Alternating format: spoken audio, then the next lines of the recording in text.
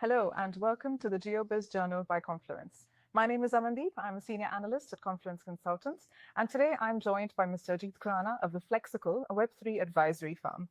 Hello, Mr. Khurana, welcome, and it is an honor to have you here today. It's absolutely my pleasure. Thank you. So we are here today to understand the world of crypto, of blockchain technology, of everything that is happening in digital assets, because it seems like it is the buzz term lately. Things happen in the US, and the impact on the UAE is quite large. So we're sitting here today to have this conversation to first of all help me and also help our substantial number of viewers understand first of all the basics of blockchain technology and cryptocurrency, and then also understand why any change in policy in the US is likely to have an impact on the UAE. So let's start with the fundamentals of it. What is the role that blockchain technology and cryptocurrencies are starting to play in financial services, in the sort of growth story of the UAE? And why should an average resident of this city care? So if you look at almost all technological innovation that we have seen over, I would say, the last 35 years, it has one theme in common, which is disintermediation. Disintermediation is where you remove the middle person. So instead of banks having branches, you can just use an app.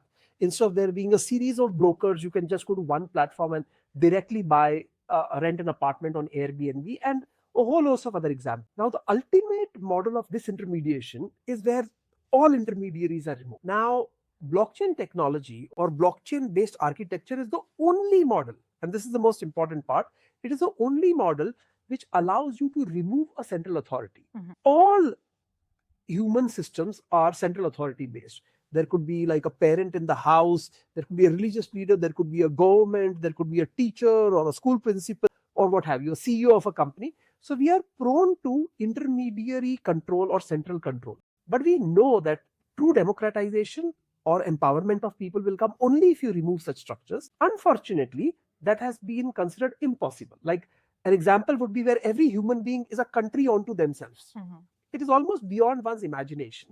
This concept, by the way, in blockchain world is called the network state, where we are a network of states as opposed to individual countries. To make this technologically possible and mathematically solvable, the only known method today is blockchain, which means every application you think of, whether it's government, whether it's e-commerce, whether it's communication, whether it's social media or other forms of media, can operate in the blockchain paradigm, right? And that is what makes it so special, that it's a completely alternative view to how things happen. So when we link it with Dubai's transformation story or the growth story of the country, what are some applications of this technology that we should be aware of? I'll answer this at a framework level and one specific example. At a framework level, Dubai is famous for allowing businesses to largely do what they want without over-regulation, and also Dubai moves fast. This fits very well philosophically with what blockchain technologies are all about, because indeed everything gets reimagined in blockchain technology. So it is no longer about how do you make banks work better. It is how do you do banking operation without banks.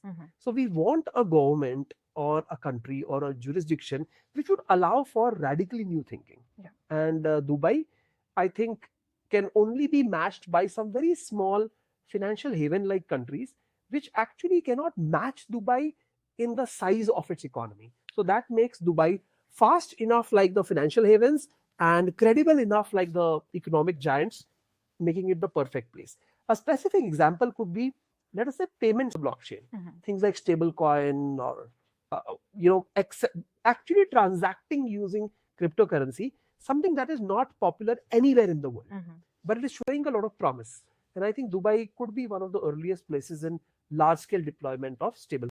So you've mentioned the democratization aspect of it, of blockchain technology, and then the example of banks. One of the more recent developments of the decentralized finance idea would be the launch of the digital dirham, which we've seen come through in the past few days.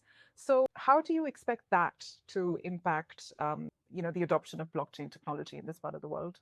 So there are two simultaneous initiatives going on even in Dubai. One is where a digital dirham is created by the UAE central bank. This is referred to as a central bank digital currency. So instead of printing currency notes, they are printing digital currency notes. That means its functioning is exactly like that of a currency note, but there is no bank account, there is no passbook, there is no ledger, and so this is one initiative. The other initiative is that private organizations are creating coins or crypto tokens which are backed one way or the other. There are various technologies which back it, but they are backed by a certain number of dirhams. So each one of this could be also called an equivalent or a cash equivalent to a dirham.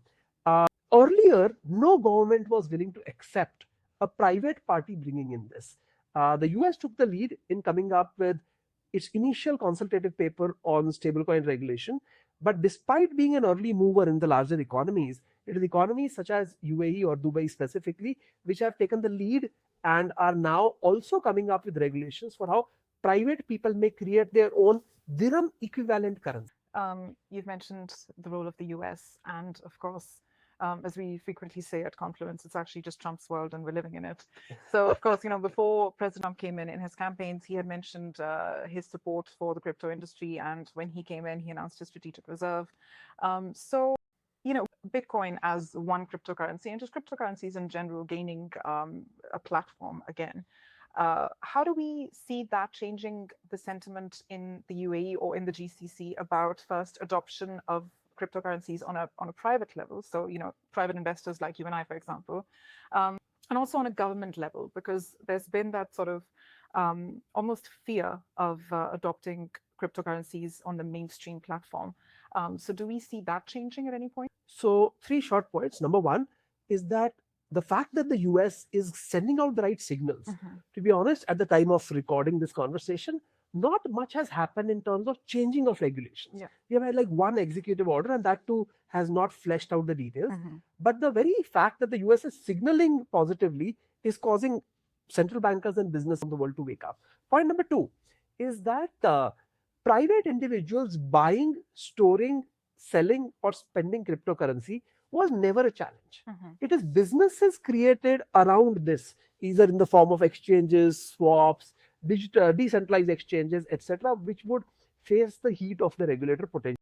Now, the interesting thing is that while Trump has so far not done much in terms of executing change, but despite that, the Securities and Exchange Commission in the US has let go so many cases that it was pursuing. With XRP, with some ETF, and so many other situations, which means mere signaling is causing the US regulator or law enforcement to change the way they. And if that is in the US, imagine its repercussion in many other countries which A, feel that the almighty dollar is curtailing their growth because we live in a dollarized world, and B, that they might be left behind. Because we hear sporadic incidents of small countries, whether it's El Salvador or Bhutan or whatever, are building up reserves. So the larger countries are we missing out on something? So without any doubt, Trump called himself the crypto president, and at least, while I'm sure he's doing other things, he could be called the tariff president. But I think that he is indeed turning out to be the crypto president, and the market is responding accordingly. Do you think that there's any scope for uniform regulation in the GCC when it comes to cryptocurrency? So there are many aspects of cryptocurrencies. The aspect around identity, I think that the regulators would want uniformity. For example, when you do a cross-border transaction, a wire transfer, for example, banks have had this concept called the travel. That means the identity of the sender moves along with what they send. So if I send out $100, the receiving bank not just gets the $100, but also knows who's. So I think that the G20, the FATF, which is the Financial Action Task Force, etc., are all working towards implementing the travel rule in crypto. But this is only in areas where cryptocurrency is assuming the format of currency. Actually, currency is a very dangerous word here, but let us say money that you spend or bank-like money. When cryptocurrency assumes the format of an asset, so if, for example, I have a collectible, I have a piece of art, that does not have a travel rule. If I sell the painting, that does not mean that my name and identity goes with it. So this dual nature of cryptocurrency prevents it from ever being a fully collaborative regulation, but the money aspect or the purchase aspect of cryptocurrency could get standardized. Final question, and I'd like to pick your brain on this one, especially because you run a Web3 advisory firm, and you also mentioned early on that Dubai lets you do what you want when you set up here. So, off the top of your head, top tips for someone looking to set up a business in crypto in Dubai. what would be, let's say, 3 things you need to be aware of? Okay. So I'm not touching upon things that every business needs to know, as to, what are the regulations about hiring people and those sort of things, because that is throughout all businesses. I'll talk about crypto specific. Number one, even compared to many regulators around the world, VARA, which is a virtual assets regulatory authority, which operates in Dubai, not all of UAE, and then similar regulators, maybe in ADGM in Abu Dhabi, and I think more regulations might come up in other Emirates, have implemented identification requirement, which is KYC, and to some extent transaction monitoring. So while most people think that Dubai allows you to do whatever you want, it is not with abandon. Yeah. So I think Dubai has taken the lead in actually implementing that, which means, for example, if you are running a cryptocurrency exchange, there is a disclosure required every time you make a deposit or a withdrawal, which is, I have not seen that in any other country around the world. So first you need to know that it is not just that it is more liberal, it is liberal in a specific way. So that would be point number one. Please enter yourself with the most recent regulations. Number two is, a lot of people in crypto will try to, if I may be unkind, hide behind calling themselves software companies. Right. But we are not financial services companies, we are software companies, which would be akin to, let us say, like a word processor company would not want to take any blame for somebody writing something malicious using their word processor.